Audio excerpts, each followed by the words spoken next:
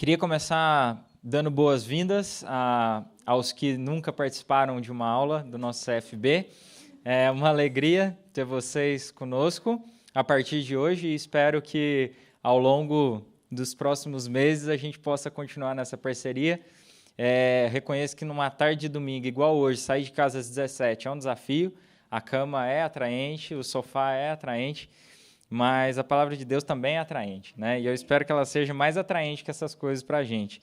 E hoje a gente vai ter pouca Bíblia, mas a gente vai tentar começar a entender o que é esse movimento, começar a entender um pouco sobre essas religiões que a gente chamou de religiões afrodescendentes e espiritismo no Brasil.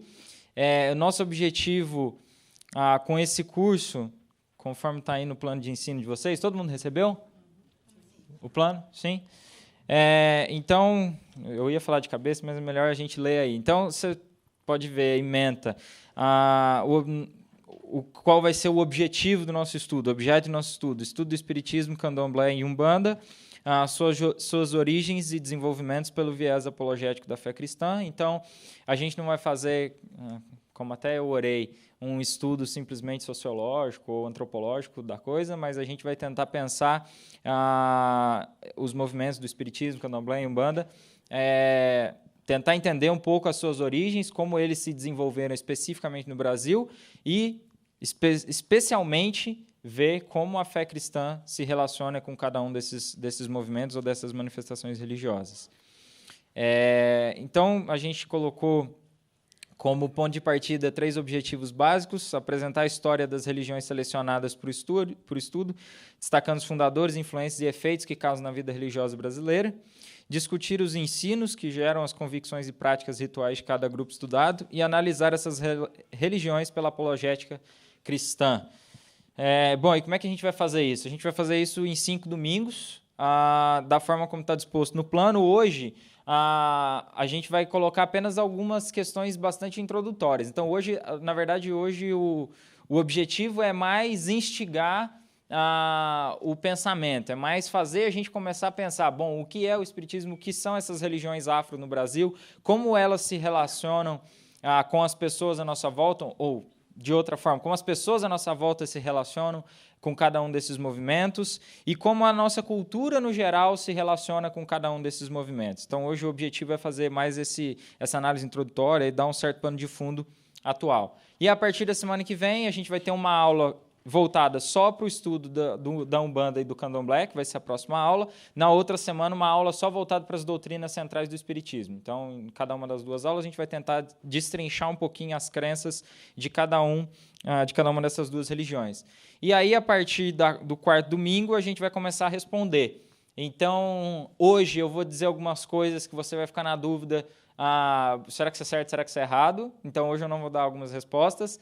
Semana que vem, na outra, a gente também não vai dar algumas respostas. Então, a ideia é que você simplesmente conheça quais são as doutrinas centrais. É claro que em um outro momento vai ficar claro o que está de acordo e o que não está de acordo com a palavra de Deus.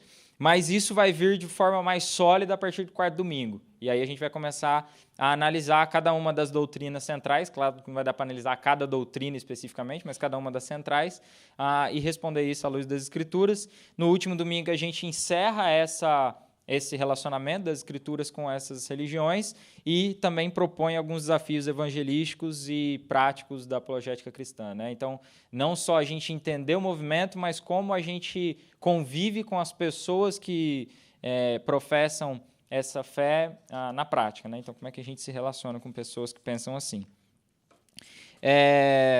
Bom, metodologia de ensino, como sempre, aulas expositivas, discussão e atividade de pesquisa. Então, eu acho que a gente vai tentar fazer expositiva, mas ao mesmo tempo o mais participativa possível. Então, vocês podem interagir em todo momento.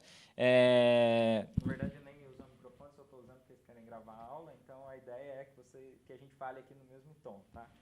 Então, vocês sintam livres para participar e relacionar com a aula.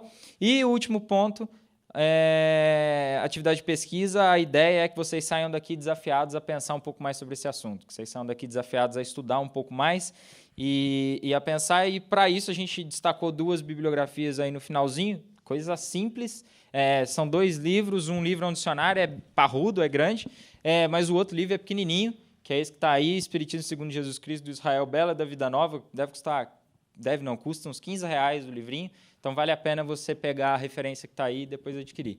O dicionário da editora Vida, pelo que eu vi hoje no site, está esgotado, mas o Cris tem um, você pode pegar com ele, fazer umas pesquisas. Eu mesmo peguei a parte que diz respeito às nossas aulas, tirei umas fotos das páginas, enfim.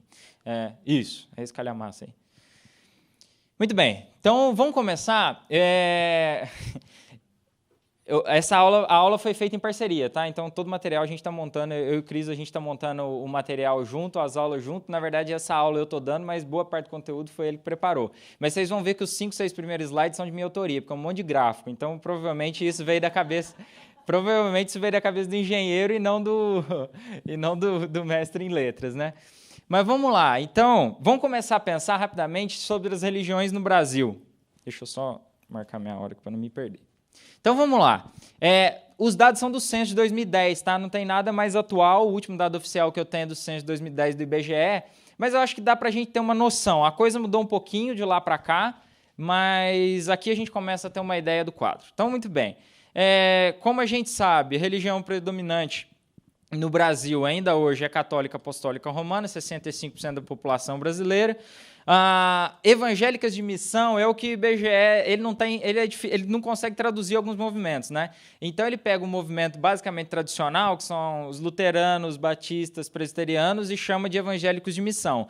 Mas como ele colocou esse pessoal aí, ele também jogou os adventistas aí dentro. Então tem que tomar um pouco de cuidado com a nomenclatura, tá? Mas a ideia é essa. Basicamente aqui dentro de evangélicos de missão tem as igrejas ditas protestantes tradicionais, mais os adventistas.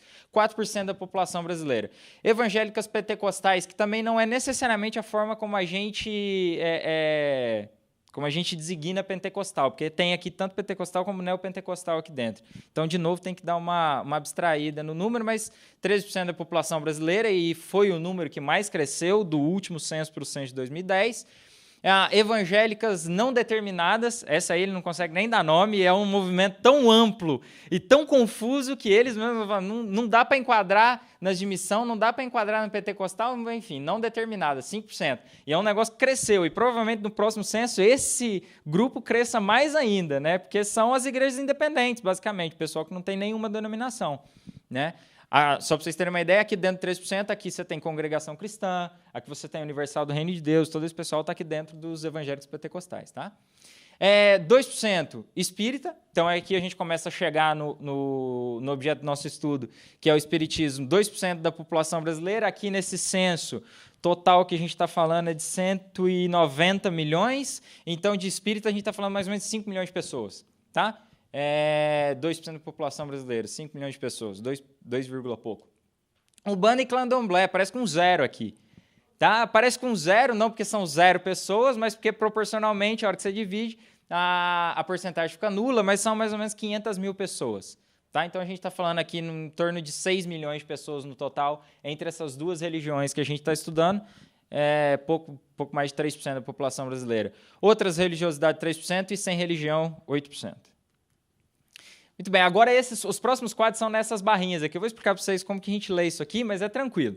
Qual que é a ideia aqui? Na barra de baixo a gente tem as religiões, ou os grandes grupos religiosos, são os mesmos grupos do slide anterior.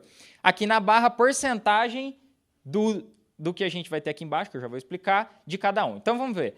Católica Apostólica Romana, de 0 a 14 anos, mais ou menos 20%. Então, dos católicos apostólicos romanos, 20% das pessoas estão nessa faixa etária de 0 a 14 anos. Depois, na segunda faixa etária, mais ou menos 45% de 15 a 39 anos, jovens adultos.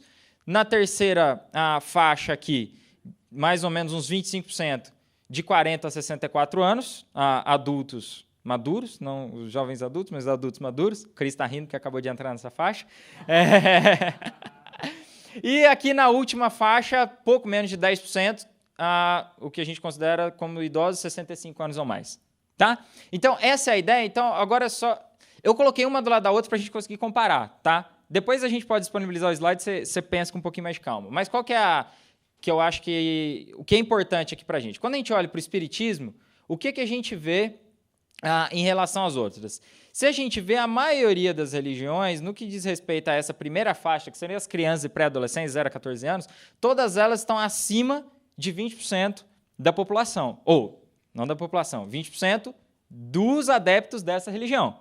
No caso das duas que nós estamos estudando, o Espiritismo e Umbanda e Candomblé estão abaixo, sendo que o Espírito está bem abaixo. O que isso quer dizer? Que, bom, as pessoas geralmente de 0 a 14 anos não respondem ao censo, né? Quem responde é o pai. Então, o ponto é que poucas pessoas ou poucas crianças são reconhecidas como espíritas ou umbandas logo de cara aqui na pesquisa. Isso vai ficar mais claro já, a hora que eu mostrar o que vem depois. Isso aqui tem uma explicação aqui em cima. Aqui nessa faixa do meio, jovens adultos, a coisa é mais ou menos linear. E aqui é que fica interessante. Se você pega, por exemplo, o movimento espírita, entre adultos maduros, né, de 40 a 64 anos, você vê que, dentre as religiões, a espírita é a que apresenta o maior número de adeptos, ou a maior porcentagem de adeptos nessa faixa. Tá? Então, isso é uma coisa que a gente não vai tirar conclusão agora, mas é uma informação importante para você guardar. E não só é a que apresenta a maior porcentagem de adultos maduros, como também a maior porcentagem de idosos. Tá? Então, isso já começa a mostrar que o Espiritismo parece ter um apelo maior para as pessoas do meio para o fim da vida. Vamos dizer assim, dos 40 em diante. Tá? É do meio para o fim. O pessoal, em geral, fala que dobrou o cabo da Boa Esperança depois dos 50, né? Então, assim, mais ou menos aqui. Você vê um movimento semelhante, não totalmente igual, na Umbanda e no Candomblé. Mas, basicamente, a gente poderia dizer que as duas, tanto o Espiritismo quanto a Umbanda e o Candomblé, são religiões que têm apelo entre as pessoas acima de 40 anos. Tem um apelo mais forte, tá? Não é tão linear como são as outras. Enfim, a gente precisaria tratar isso aqui com um pouco mais de cuidado, eu só estou dando uma coisa para a gente pensar. Segundo ponto aqui é a diferença só entre homens e mulheres, tá? Barra azul, homens, barra laranja, mulheres. O que é interessante, qual é a religião que tem a menor porcentagem de homens ou, do outro lado, a maior porcentagem de mulheres entre seus adeptos? Justamente a religião espírita, que a gente está falando. Mais um movimento interessante para a gente pensar. Por que o Espiritismo tem tamanho apelo para as pessoas acima de 40 anos e por que ela tem tamanho apelo para as mulheres? Tá? Porque 60% dos adeptos do Espiritismo são mulheres e apenas 40 homens. Acho que aqui é o que é mais importante. Cores, aqui pensando na cor de pele ou raça, né? Aqui a gente tem outro quadro interessantíssimo. Quando a gente olha para a religião espírita, o que a gente vê? A maior barra em termos percentuais em adeptos da cor branca.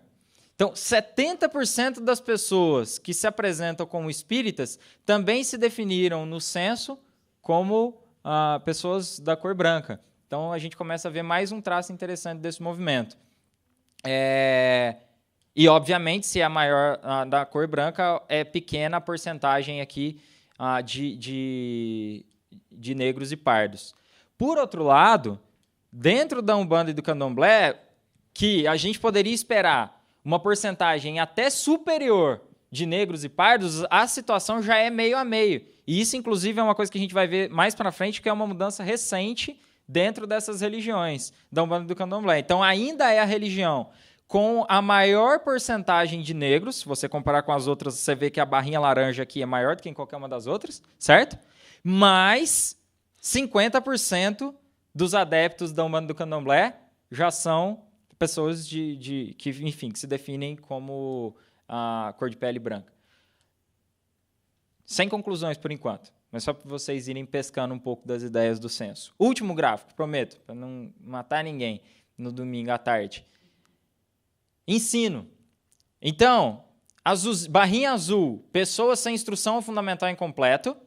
De novo, o Espiritismo é a religião aqui com menor porcentagem de pessoas sem instrução ou fundamental incompleto. Laranja, fundamental completo e médio incompleto. Verde, médio, completo e superior incompleto, e amarelo, superior completo. De novo, o que a gente nota? Dentro do espiritismo, 70% dos adeptos têm médio completo ou superior completo. Isso também é um dado importante. É um dado bem interessante, na verdade, para a gente. Porque quando você compara isso, por exemplo, com com os evangélicos pentecostais, é justamente o oposto. Onde 70% das pessoas têm, no máximo, médio incompleto. Tá? Então, enquanto aqui você tem 30% das pessoas sem instrução ou até médio incompleto, aqui você tem 70%. É justamente o oposto do que seria o pentecostalismo evangélico, é o movimento espírita. O Banda e Candomblé também é um dos mais instruídos, por assim dizer, em termos percentuais. Tá? Se você pegar aqui 50%, está acima, tem então pelo menos médio completo ou até superior completo.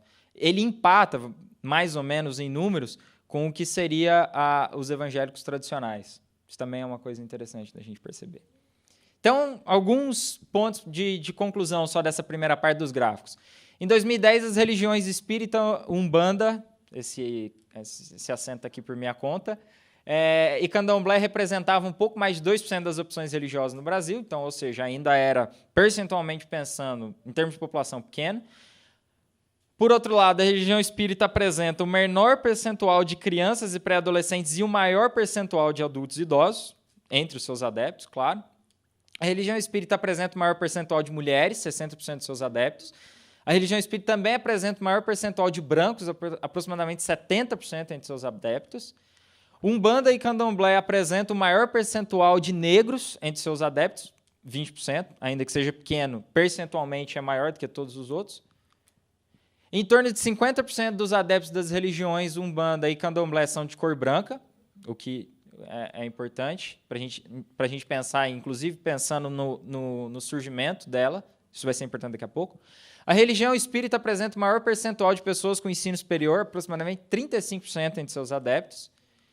Umbanda e Candomblé estão entre as religiões com maior percentual de pessoas com ensino médio e superior completo, números semelhantes aos evangélicos tradicionais em termos de escolaridade. Então, alguns números iniciais, que é como todo bom engenheiro começa. A gente começa olhando os números e a partir daí a gente tira algumas conclusões. Bom, dito isso, vamos pensar um pouco no contexto que a gente vive em termos de mundo, qual é a forma de pensar da nossa sociedade, do nosso tempo, e algumas tendências que isso traz. Um primeiro ponto que enfim, a gente costuma repetir isso um pouco, mas que ele é fundamental para entender esses movimentos, é o momento que a gente vive de sociedade pós-cristã e essa palavra sempre me dá problemas falar ela. Pluralismo religioso. É bom falar pausado, daí a gente não erra. Quais são duas características centrais disso, né? Ou dois desenvolvimentos dessa característica do nosso tempo? Primeiro, a gente não pode mais partir do pressuposto de que todas as pessoas entendem o que a gente quer dizer por ética, pecado e salvação. Isso, é claro, era mais forte em alguns países europeus e norte-americanos. Era muito disse que havia ali uma sociedade cristã onde era muito claro para as pessoas como um todo o que é pecado, o que é certo, o que é errado, o que é ética, o que é moral, o que é salvação. Mas, ainda que em menor escala, isso também era uma realidade do nosso país. As pessoas tinham uma consciência muito mais clara do que tem hoje, em geral, de coisas que são certas, coisas que são erradas, o que, no mínimo, a Bíblia diz sobre o que é pecado, o que não é. Enfim, então, por causa dessa falta de entendimento a respeito dessas coisas, entre outras, a gente diz que a gente vive numa sociedade pós-cristã. E, além disso, a gente vive também numa sociedade onde há uma pluralidade muito grande de religiões, ou também a ideia do multiculturalismo aqui, ou seja, no mundo contemporâneo é arrogante dizer que existe somente um caminho para conhecer a Deus. A gente provavelmente já conviveu com isso no nosso dia a dia de uma forma muito prática. Segundo ponto que tem tudo a ver com esse primeiro ponto é a questão do secularismo da esfera pública, ou seja, o fortalecimento do secularismo como filosofia dominante do nosso tempo. Qual é a ideia aqui? A ideia de secularismo é religiões É justamente isso que está na segunda linha. Religiões não devem ter voz na esfera pública, devem se resumir à esfera privada. Quem deve dominar a esfera pública são as filosofias laicas. Ou seja, sua religião, sua crença você guarda para si, e aquilo que diz respeito ao mundo público, à esfera pública, aqui deve ser regido simplesmente por ideias que seriam de comum acordo, que seriam ideias assim que todo mundo concorda. É mais ou menos isso que está aqui por trás, tentando traduzir um pouco da ideia do que seria essa filosofia laica, né, ou filosofia secularista. Tem vários pressupostos aqui, tá? Não existe uma verdade absoluta. Se Deus existe, ele não intervém nesse mundo. Enfim, tem vários pressupostos aqui que a gente poderia trabalhar. Mas não é o assunto propriamente dito desse módulo, tá? Isso aqui está aqui simplesmente que ele impacta os assuntos que a gente está tratando. Um terceiro ponto, e esse é muito importante, eu acho que especialmente no contexto do nosso país, um anti-intelectualismo muito grande e um apelo às sensações. O Brasil é um país místico e obcecado pelo sobrenatural. A gente não precisa de muito para ver isso, basta a gente ligar a TV 11 da manhã e a gente vê isso, né? Um apelo muito grande à questão das sensações, a questão da própria espiritualidade, né? Existe uma busca muito grande por esse sobrenatural, esteja ele onde estiver, esteja ele fora ou esteja ele dentro, mas existe esse anseio. E existe um misticismo muito grande por parte das pessoas. E, claro, por causa da questão do apelo às sensações, que é uma marca da nossa época, lembrando que isso aqui é uma reação, tá? O início do século XX é um século muito racionalista, né? Ele vem de ideais racionalistas da pós-Revolução Francesa, onde as ideias iam nos libertar. E quando isso fracassa, o movimento de resposta, em geral a história se desenvolve assim, né, com o fortalecimento de uma ideia, com a ruína dela, quem se fortalece é justamente o lado oposto. Com o fracasso do intelectualismo, o que você tem é justamente um anti-intelectualismo dominante na sociedade. E aí, se a gente é meio anti-intelectual, claramente a gente apela às sensações, às emoções. E aí as religiões que oferecem pouco apelo à experiência e sensações tendem a perder espaço. É por isso que a gente vê lá no primeiro quadro, se eu fosse voltar, como mesmo com o grande boom dos evangélicos no país, os evangélicos ditos tradicionais crescem proporcionalmente tão abaixo do que seriam evangélicos pentecostais e não pentecostais, em partes, não é só isso, mas em partes por causa do apelo às sensações, às emoções, aquilo que diz respeito enfim, aos nossos sentimentos. E um quarto ponto, o último ponto aqui, pragmatismo e consumismo, né? Então, aqui, sem um padrão absoluto de conhecimento, o homem aceita o relativismo como se fosse a única coisa razoável. Isso tem tudo a ver com pragmatismo. Nosso mundo é um mundo muito pragmático, né? Então, assim, o que a gente faz? A gente tem que buscar fazer e tem que abraçar aquilo que dá certo, né? Ideias, em geral, atrapalham, porque ideias tendem a emperrar o caminho. Então, fazer perguntas no meio do caminho, isso é certo, isso é errado, isso é desejável, isso não é desejável, tende a emperrar. Na cultura de empresas, então, isso é algo que a gente ouve em todo momento. Então, quando a gente consegue tirar padrões absolutos, a gente se entrega ao pragmatismo, porque, enfim, o que é o melhor é aquilo que dá certo. E a gente chega numa questão que eu acho que é muito clara até nas nossas igrejas, que é uma cosmovisão self-service com C aqui, onde a gente pega o que dá sentido hoje e amanhã pode ser outra coisa bem diferente. Ou seja, hoje essa igreja me faz bem, cá eu estou, amanhã já não me faz tão bem ou já não satisfaz as minhas necessidades e os meus anseios, vou para a próxima e assim a gente vai quicando de espaço em espaço. Isso pode ser de igreja em igreja ou mesmo de religião em religião. Isso eu acho que é um traço bem claro do nosso tempo. E para ilustrar esses pontos, eu quero assistir esse videozinho. Presta atenção nesse testemunho.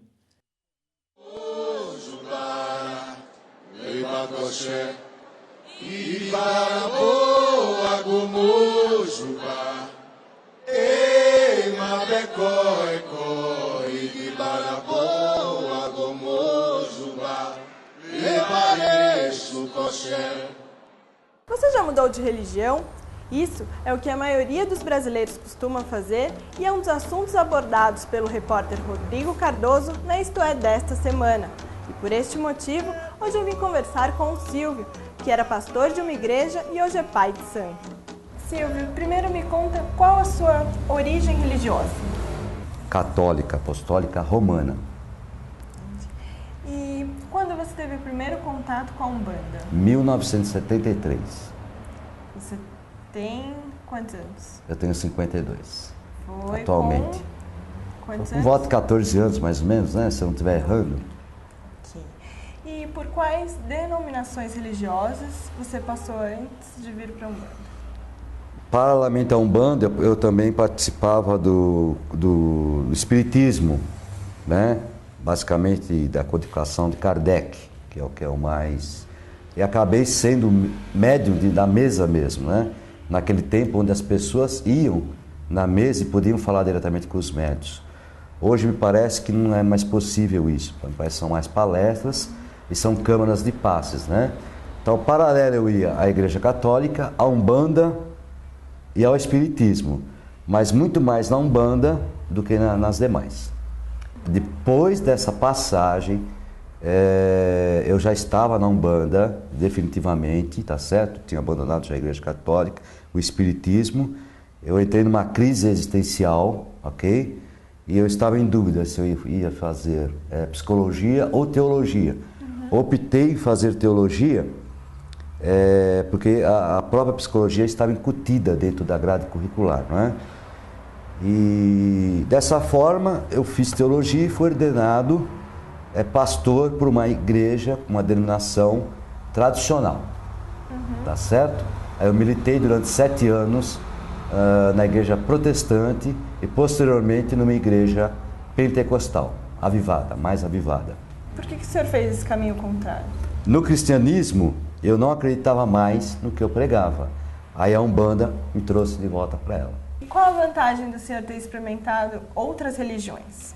A vantagem é que você vai somatizando, né, todo um conhecimento, porque independentemente de eu não ter mais o título de pastor, de não estar mais à frente de uma denominação, mas hoje sou dirigente de um terreiro, né? O que ocorre? Agregou, porque eu sou um teólogo, queira ou não queira, uma pessoa que estuda muito quaisquer religiões. Então agregou no sentido de você saber lidar mais com as energias que você vai conseguindo com o tempo manipulá-las e também com a mente das pessoas. E as crenças que o senhor tem hoje são as mesmas de quando o senhor era pastor? No cristianismo, na verdade, o que ocorre? Eu acreditava no cristianismo que Jesus era filho de Deus. Eu creio hoje que Jesus foi um grande e é um grande médium, é um grande Oxalá cósmico, que nós temos na Umbanda culto aos orixás, tá certo? Essa diferença que foi fazendo com que eu fosse justamente não acreditando mais naquelas coisas que eu pregava. E se enxerga a semelhança nos símbolos da religião evangélica e da Umbanda? Existem algumas semelhanças. A cruz, por exemplo, que seria um dos maiores. Mas não vejo assim muitas tênues de simbolismos, tá certo? Eu acho que a cruz é uma que realmente ela perdura praticamente em todas as religiões, não é? E por que a igreja evangélica critica tanto os rituais afro-brasileiros? Eles imaginam que as barbaridades que se veem nas ruas, exemplos, esses despachos com galinhas, galos mortos, com túmulos violados, etc, etc, etc, fazem parte do culto da Umbanda. E falando das religiões afros, as próprias religiões afros têm um movimento de não fazerem esse tipo de coisa, até para não imacular, não machucar a imagem da religião, tá certo? Então existem hoje as oferendas ecologicamente corretas. E meu medo é justamente esse, que nós vivamos uma ditadura teocrática. Isso muito me assusta como brasileiro. Tomara que isso não aconteça, que sempre haja liberdade Ok, Silvio, muito obrigada. Obrigado você, e quando precisar estou totalmente à disposição. E um forte axé a todos e um amém para quem é do amém.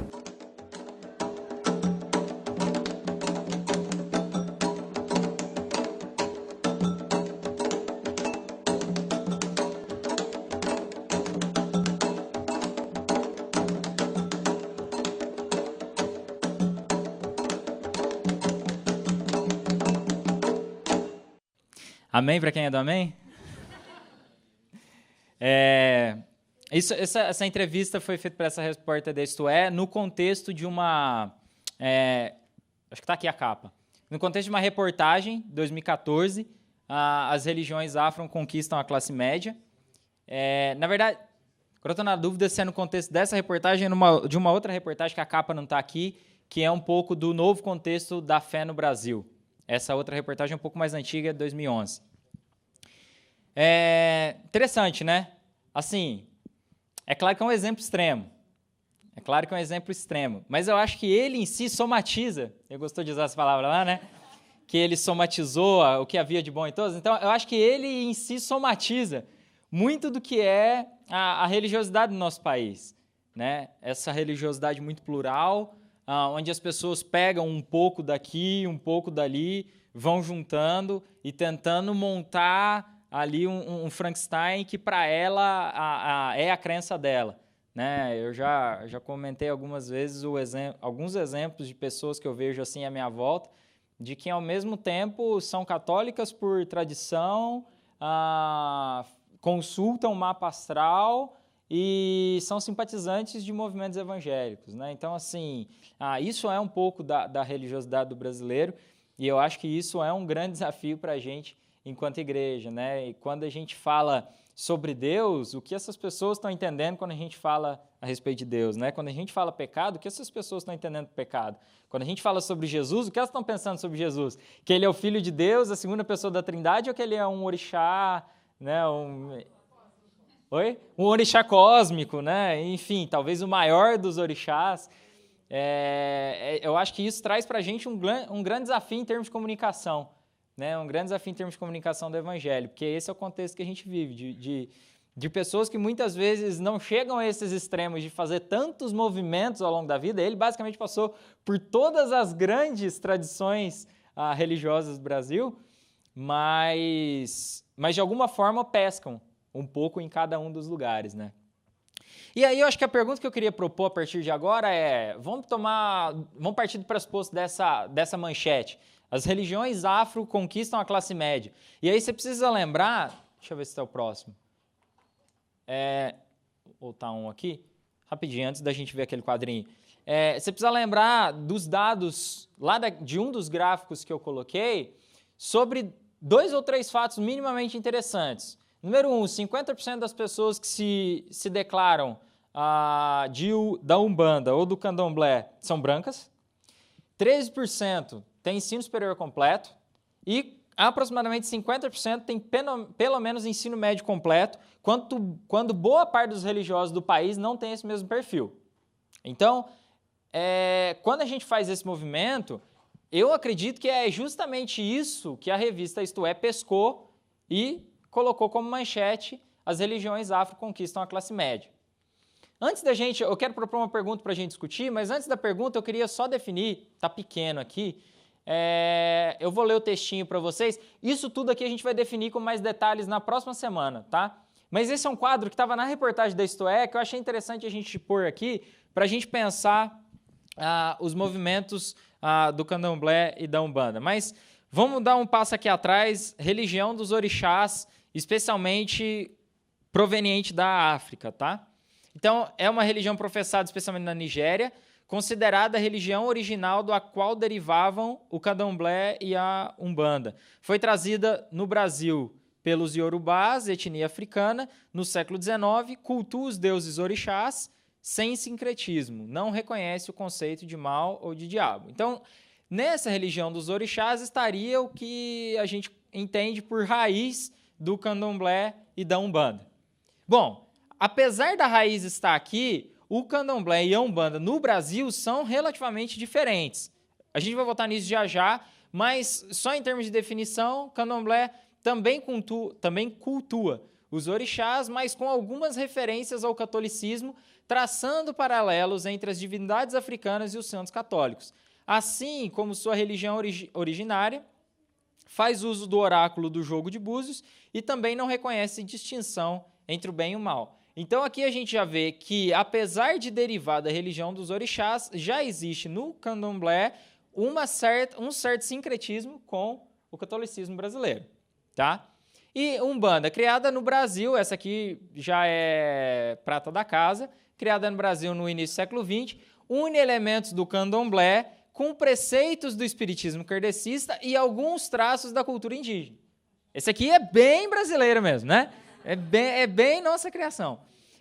Cultua orixás e santos católicos, em seus ritos invoca as manifestações de espíritos como caboclos e pretos velhos. Faz distinção entre o bem e o mal. Então você vê aqui uma certa linha do tempo, a raiz na religião dos orixás, um desenvolvimento no candomblé da religião quando ele chega no Brasil e ganha o nome de candomblé, e aí um desenvolvimento ainda mais recente, que seria a Umbanda. A gente já vai voltar nisso aqui, mas a pergunta que eu queria colocar para a gente agora é: de onde vocês acham, à luz do que a gente viu até aqui e à luz do que a gente ouviu no vídeo, e também considerando o contexto que você vive, de onde vocês acham que provém esse forte apelo que as religiões afro exercem sobre essa nova parcela da população brasileira? E agora? Agora eu preciso de insights.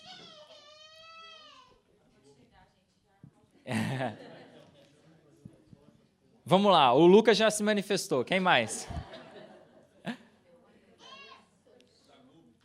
Oi? Da Globo. Interessante. De onde mais? Do programa da Fátima Bernardes, especialmente. Que mais? Regina Casé. Realmente. Da Fefeleste.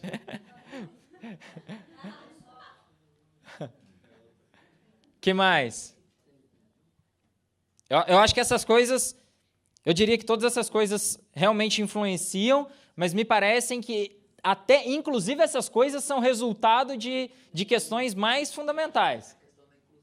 Questão da inclusão, eu acho que é uma questão fundamental que está aqui na base. Sim, relativismo. Sim, questão do bem e do mal, especialmente relativismo no nosso mundo, sim. Isso, resgate de origem, confrontar a religião colonizadora. É uma forma de preservar a identidade nacional, né? Que mais? Tá, eu acho que é um pouco do que o Cris tentou falar com inclusão, né? Da diversidade.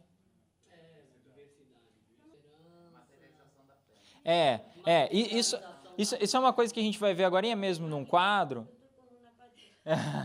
Não, isso é uma coisa que a gente vai ver já num quadro que faz separação, né, ou a diferenciação, ou os pontos de contato e de diferença entre espiritismo e as religiões afro.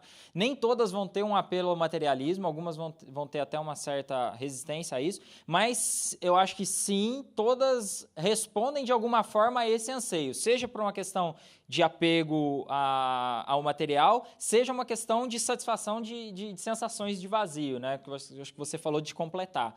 Então, eu acho que sim, tudo isso que você colocou, de alguma forma, explica esse movimento. Desculpa.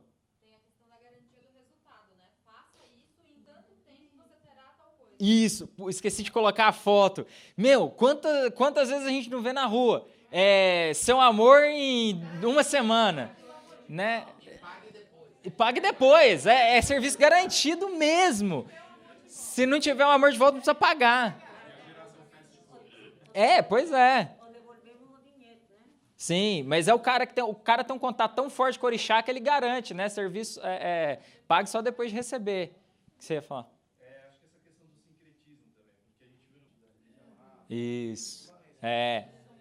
Esse ponto é importante. A gente vai ver uma frase já que é bem isso mesmo. Facilita, conivente, né? Então, para tentar sumarizar, alguns pontos. Vocês falaram algumas coisas que não estão aqui. Então, busca por experiências religiosas. a gente falou, as pessoas estão em busca disso e encontram nessas religiões uma forma de experiência. Resgate a verdadeira... Opa, passei a mais aqui. Resgate a verdadeira identidade do povo brasileiro e voz aos escravos ou descendentes daqueles que foram exilados no país, né? Então, foi um ponto que foi colocado aí, questão do folclore. Essa é a real religiosidade brasileira, né? Essa é a nossa raiz, não a que os portugueses trouxeram, né? Como se essa raiz tivesse nascido aqui e não tivesse sido importada também, né? Porque ela veio de fora também, é africana, não é brasileira sua origem. Sei lá, se fosse apelar nesse sentido, teria que ir para os índios. Confronta a religião do colonizador, especialmente o cristianismo católico, cristianismo como um todo, católico especificamente. Eu acho que isso, especialmente no contexto universitário, é um apelo muito forte, né, de confrontar essa religião do colonizador. Funciona, e eu acho que aqui ela está a serviço de muitas coisas, como o Josué colocou, inclusive como base teórica e religiosa para outras confissões. Então, existe uma relação muito forte, por exemplo, entre o movimento LGBT e as religiões afro. A gente vê isso até em personagens centrais desse movimento, como eles se relacionam com essas religiões em todo o tempo. Brasília, eu acho que tem um expoente bem claro nesse sentido. E serve também de base teórica para outras éticas sexuais, coloquei entre aspas, obviamente, fora dos padrões estabelecidos nas escrituras, né? Porque se a gente derruba o conceito de certo e errado, e essas religiões não estão tão interessadas nisso, não estão tão interessadas em definir doutrina, elas estão mais interessadas em responder a algumas questões bastante práticas, assim, sobre o futuro até. Então, enfim, ela serve de base para uma ética sexual, enfim, bastante permissiva. Forte pragmatismo, então, é o que a Bru colocou aqui, resultados fáceis, sem a necessidade de articulação sistemática sobre o conteúdo da fé, né? Nesse sentido, o cristianismo dá trabalho, né? O cristianismo você tem que pensar o conteúdo da sua fé, né? O que a gente recebeu de Deus não foi um êxtase, o que a gente recebeu de Deus não foi uma coisa necessariamente visível, o que a gente recebeu de Deus foi uma revelação concreta, né? Revelada na Sagrada Escritura. E então existe dentro do cristianismo, sim, o lado da emoção, mas existe também um lado forte da questão do entender a fé, do pensar a fé, né? De saber que a nossa fé tem substância. E para essas outras religiões isso é bastante fraco. Então tem a questão do passe, da consulta ao pai de santo para saber sobre alguma coisa, saber sobre alguém, saber sobre o futuro, os médiuns e etc. Sim, sem dúvida. E aqui o último ponto se mistura bem com a realidade pós-moderna, né? E brasileira, especial. Foi uma questão que a gente colocou também. Acho que só pegando esse ponto que a Fê colocou, inclusive fazer propaganda, a gente jogou esses dias em alguns grupos de WhatsApp das pessoas da igreja, mas quem não tiver em nenhum, depois a gente pode passar. A gente bolou uma pesquisazinha e está mandando especialmente para amigos não cristãos sobre quais são as principais dúvidas deles a respeito do cristianismo e quais são as principais críticas. E é interessante que a resposta sobre a principal crítica que tem surgido até agora é justamente essa: incoerência. Incoerência. Os cristãos não vivem o que pregam. Tem sido a Então, e é isso que eu ia comentar. E o outro ponto, que é isso que você está colocando, que tem tudo a ver com o que o Josué falou, é assim, por que os cristãos simplesmente não deixam as outras religiões em paz? Por que tem que ficar importunando com o evangelho? Acho que essas coisas são importantes para a gente pensar. Inclusive, um incentivo. Vamos espalhar essa pesquisa aí, porque a gente realmente tem colhido coisas bem interessantes.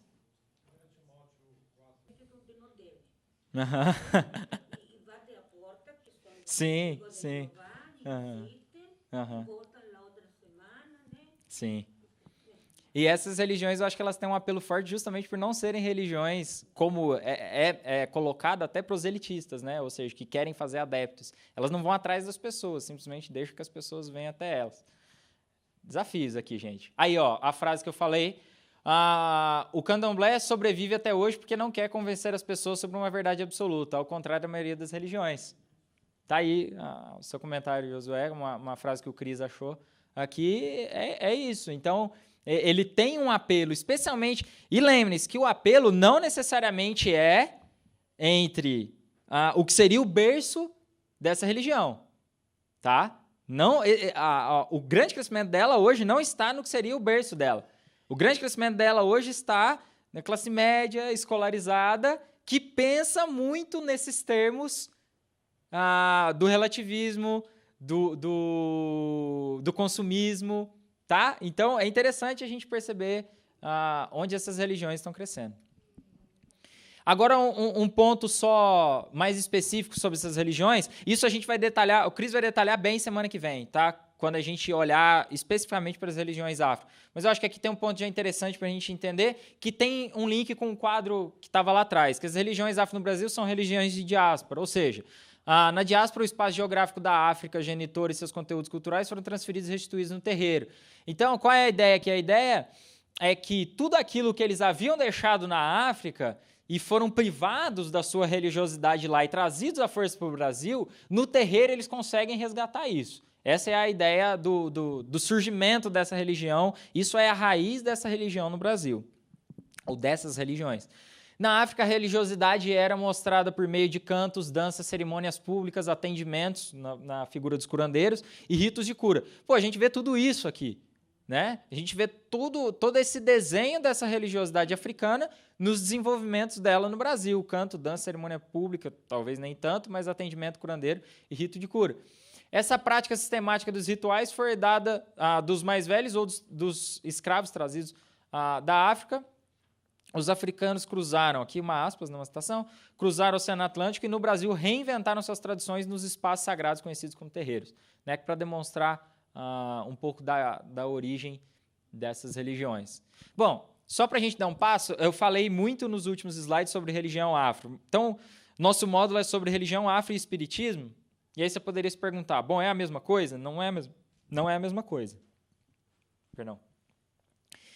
Existem entre elas tanto pontos de contato quanto pontos de discordância, então existem pontos concordantes e pontos discordantes. Vamos primeiro ver alguns pontos concordantes. A Umbanda é espiritualista, o espiritismo também é. A Umbanda rende culto a Deus, o espiritismo também. Deus aqui talvez com minúsculo. Nas práticas de Umbanda ocorrem fenômenos mediúnicos, no espiritismo também, ou seja, eles têm médiums. A Umbanda aceita a reencarnação, o espiritismo também. Na Umbanda se faz caridade, no espiritismo também. E existe um último ponto de contato aqui, que é o Sagrado Selvagem. Cris, essa aí eu queria que você desse uma palhinha. Você vai explicar melhor que eu. Na verdade, esse nome Sagrado Selvagem é a teoria antropológica que sustenta isso tudo. Então, quando uma pessoa hoje vai buscar Umbanda com espiritismo, ou Candomblé com espiritismo, ou catolicismo com alguma coisa, ou outro com outro, ele vai atrás de um sagrado selvagem. O que é sagrado selvagem? Sagrado selvagem é um nome que um sociólogo chamado Roger Bastide deu para essa espiritualidade que a gente vive hoje. É uma espiritualidade sem instituição. Então, eles não querem ter nome. Eu quero ser membro da Fonte Sicar, número 53. Preenche o cadastro Camarri. Eles não querem instituição. Eles não querem saber se tem lugar, se não tem lugar. Eles querem uma coisa mais orgânica. Esse sagrado... Por que é selvagem? Porque é um sagrado que se ele está livre da instituição, ele também não precisa de Bíblia, ele não precisa de livro, ele não precisa de mestre, ele é um sagrado privatizado. O que é essa privatização? Sou eu que defino o jeito que eu me relaciono com Deus. Então, eu posso transitar, talvez, de uma igreja evangélica para um espiritismo com a Umbanda e um Candomblé. Porque é o meu sagrado. É um sagrado selvagem. Entenderam isso? Então, onde você está? Eu estou em todas. E todas estão em mim. E isso serve de chão para a grande questão do sagrado selvagem, qual é? Me respeite, e eu te respeito. Então, ele é ético. Ele é politicamente correto. É esse fenômeno que a gente encontra nos nossos dias na questão religiosa. É muito difícil você abordar alguém, porque ele não sabe que ele é do sagrado selvagem. Os estudiosos é que o denominam assim. Ele fala, eu gosto de Deus. Eu gosto do bem, né? Eu gosto do bem. Só que ele, na verdade, ele é uma pessoa extremamente ética, respeita, quer ser respeitado, vê Deus em tudo, e a lógica dele é assim, ó, para você deu certo lá, para mim dá certo aqui. Então, todo mundo, nós somos todos espiritualizados. Entendeu? É essa ideia de um sagrado selvagem. É o que reina no nosso mundo hoje. Valeu. Então, aí é um ponto comum entre todas essas manifestações religiosas. Agora, alguns pontos de diferença. E aqui é interessante a gente começar a perceber quais são esses pontos de diferença. Eles vão ficar mais claros para a gente a partir da semana que vem e da seguinte, quando a gente apresentar as doutrinas centrais de ambos os movimentos. O espiritismo não tem culto material, até aqui colocando uma questão que a Adri tinha levantado, mas a Umbanda tem. O espiritismo não prescreve qualquer forma de paramento, nem comporta o formalismo de funções sacerdotais. A Umbanda tem paz de terreiro com vestimento, prerrogativos equivalentes ao exercício de suas funções sacerdotais. A gente viu lá o nosso, um dos pais de santo lá, todo paramentado, né? Todo ornamentado.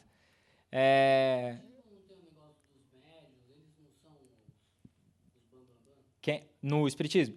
Sim, mas eu acho que com talvez com uma hierarquia um pouco menor do que a gente vê na Umbanda. Não tem tanta força assim.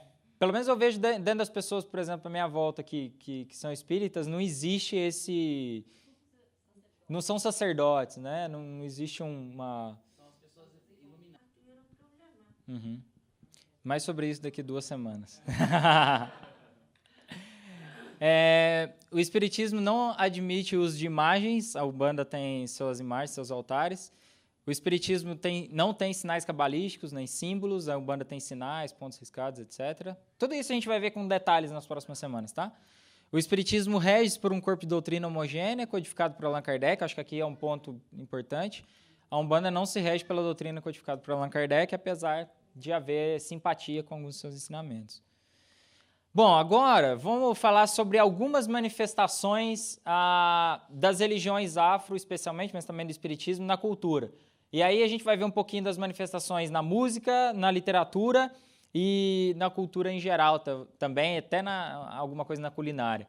Então aqui, seleção que foi o Cris que fez também, de algumas, né? Se a gente fosse fazer a lista completa aqui, e a gente ia ter um caminhão de música, especialmente no contexto da música popular brasileira, né? Vocês veem que aqui boa parte é da música popular brasileira. Tem uma lista aqui, eu não vou ler cada uma delas. Eu só acho interessante que direto, eu gosto muito de MPB, direto eu me pego cantando algumas músicas, e aí eu falo, cara, é muito interessante como algumas letras estão ali. Eu estou cantando de manhã, a vida é pra valer, a vida é pra levar, Vinícius Velho, Saravá. Caramba, eu estou cantando isso logo de manhã, um louvor logo de manhã. Então, assim, está cheio, né? Está realmente na nossa música, tanto no pessoal mais antigo, Vinícius e tal, Daniela Mercury atualmente, Vanessa da Mata, enfim. A gente poderia fazer uma leitura de várias letras aqui e ver como esses fenômenos religiosos realmente influenciam muito Oi? Até o Zeca, olha só. Vou botar teu nome na macumba. Então, assim, depois vocês peguem, ouçam um pouco, eu tenho certeza que vocês vão ser edificados. Mas isso aí tanto do espiritismo como do... Se você olhar aqui, a maioria é religião afro, né? A maioria aqui é Umbanda e Candomblé.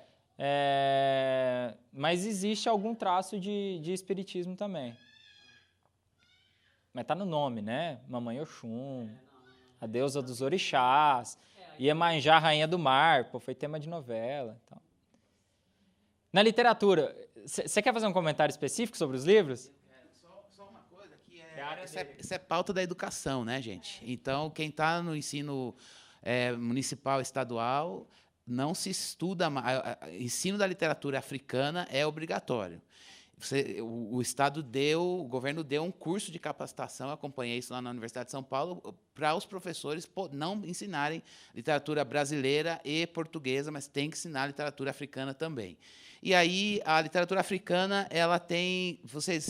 vocês vão ver aqui, eu coloquei algumas das principais obras, mas várias delas têm a criação do mundo segundo as lendas africanas. Então, se você tem, no princípio criou Deus os céus e a terra, você tem o equivalente, isso é tido como um mito, e aí você tem uma outra resposta, como os africanos, ou como as religiões afrodescendentes entendem a origem do mundo. Então, está cheio, a criação do mundo, ali a criação do mundo também é criação do mundo segundo os orixás.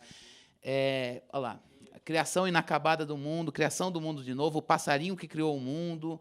Então, são coisas... É Dima. São coisas que a gente não dá para dizer, beleza, eu vou na igreja que se exploda o mundo. Não é assim, está batendo a porta do teu primo, do teu sobrinho, do teu filho, da nossa vida, e a gente precisa saber o que é e saber como responder pela fé cristã. Tá no gibi, né? Olha lá, tem até um quadrinho. Muito bem. Na cultura em geral, isso eu já comentei, tem um dos quadros aqui que tem muito a ver com aquilo. Tem um slide aqui, esse slide aqui é interessante, na verdade, que é a literatura de autoria de minorias étnicas e sexuais aborda as representações dos índios afro-brasileiros e homossexuais perante a sociedade e a literatura. São etnias pouco prestigiadas dentro do contexto literário. Inclusive, um dos livros, leitura da FUVEST nos últimos anos, tem sido um livro... tem mais de um livro africano, né, de autor africano, um só. Coisa que não era muito comum também. Geralmente era a literatura brasileira e portuguesa, né? E agora a literatura africana tem feito parte também. A ausência de literatura de tais autorias demonstram como a ética... Nossa, o que está escrito? A crítica tradicional não deu destaque a produções dessa natureza, né? Então, aqui mostrando a crítica que geralmente é feita para o fato de que essa literatura, no contexto do nosso país, muitas vezes ficou em segundo plano e hoje ela tenta ocupar um lugar razoável nas universidades. Então, você tem aí programas para pessoas afrodescendentes, não toquem em nossos terreiros, vários cartazinhos aqui, tá? Década Internacional de Afrodescendentes, 2015-2024, enfim, liberdade religiosa, o mundo é plural, então sempre debaixo desse guarda-chuva aqui, né? Debaixo desse apelo. Próximo. Na culinária, tem até livro também, se você quiser saber, Comida de Santo, também cozinha baiana, mas o título do livro é Cozinha de Santo, então o pessoal que está a fim de preparar umas coisas um pouco diferentes, tem aqui uma oportunidade. Comida de Santo, poéticas ancestrais da culinária nagô e alguns pratos especiais. Bom, concluindo. Poucos pontos. Então, o ponto que o Cris acabou de colocar, práticas educacionais que derrubem a cultura do colonizador, religião é cultura. Então, assim, isso é algo forte, é algo que está presente, especialmente no ambiente universitário e acadêmico. Lembrando que ali é que está sendo formado a próxima, né, geração de professores, de pessoas que influenciam a cultura, a formação do pensamento no país. E lá isso está atuando muito forte. A gente tem vários exemplos, tem exemplo na família, a gente vê isso realmente esse é o apelo forte no ambiente da universidade. O resgate da identidade brasileira na religião, na arte e na cultura. A força humanitária, cuidado com as minorias, é um apelo importante. E, diante disso, o grande desafio que fica aí para a gente como igreja evangélica brasileira, né? Como responder a todas essas questões. Acabei dando um clique aqui, saiu ali, mas era a última frase. Eu acho que esse é o desafio. Hoje a gente começa o mês de missões. Então, a partir de hoje, até o final do mês, a gente vai pensar várias questões relacionadas à nossa missão no mundo, e o CFB vem, junto com isso, trazer mais um desafio aqui para a gente, né, que é o desafio de responder a todas essas questões, questões que realmente precisam de resposta, né? Então, como o cristianismo se relaciona com cada um desses pontos que a gente colocou. Tá? Então, isso hoje só para deixar vocês aí com algumas pulgas atrás da orelha. E aí, como eu falei, a partir da semana que vem, a gente começa a detalhar um pouco mais. Alguém ficou sem pegar o plano de ensino? Quer pegar? Então, vamos orar só para a gente encerrar nossa aula. Alguém tem alguma dúvida bem pontual ainda sobre a aula de hoje? Não? Então, vamos orar. Senhor, obrigado por esse tempo que aqui nós tivemos. Obrigado por nos permitir pensar um pouco o mundo que nos cerca. Obrigado pela oportunidade que nós temos de ler a cultura à nossa volta. Ó Deus, e que tudo isso que foi colocado aqui hoje não seja para a gente um exercício meramente intelectual, que seja um exercício que nos leva a se compadecer dessas pessoas que estão imersas nessas religiões, talvez por falta de uma atitude mais coerente, por falta de uma atitude mais compassiva, por falta de uma atitude mais amorosa nossa mesmo. Deus, nós reconhecemos aqui que muitas vezes temos sido incoerente entre aquilo que a gente prega e aquilo que a gente faz. Reconhecemos que muitas vezes não temos agido com compaixão, misericórdia, amor, graça e mesmo justiça. Ó Deus, e isso muitas vezes afastam pessoas do Evangelho. Por isso nós pedimos perdão, porque não queremos que haja nenhuma outra barreira para o Evangelho, a não ser ele mesmo. O Evangelho por si só é ofensivo, o Evangelho por si só é difícil para o homem natural, mas nós cremos que ele também é poder de Deus para a salvação de todo aquele que crê. Por isso, ó Deus, que ao longo desse mês o Senhor nos renove a confiança no Evangelho, o Senhor nos renove a confiança na sua palavra e que o entendimento melhor dessas religiões e como elas operam na vida e na mente das pessoas, que isso possa ser para nós um desafio missionário, que a gente possa sair daqui desafiado a compartilhar o Evangelho com mais ousadia, com mais sinceridade, mas também com mais sensibilidade e com mais amor. Esses são os nossos pedidos por meio do seu Filho Jesus. Amém.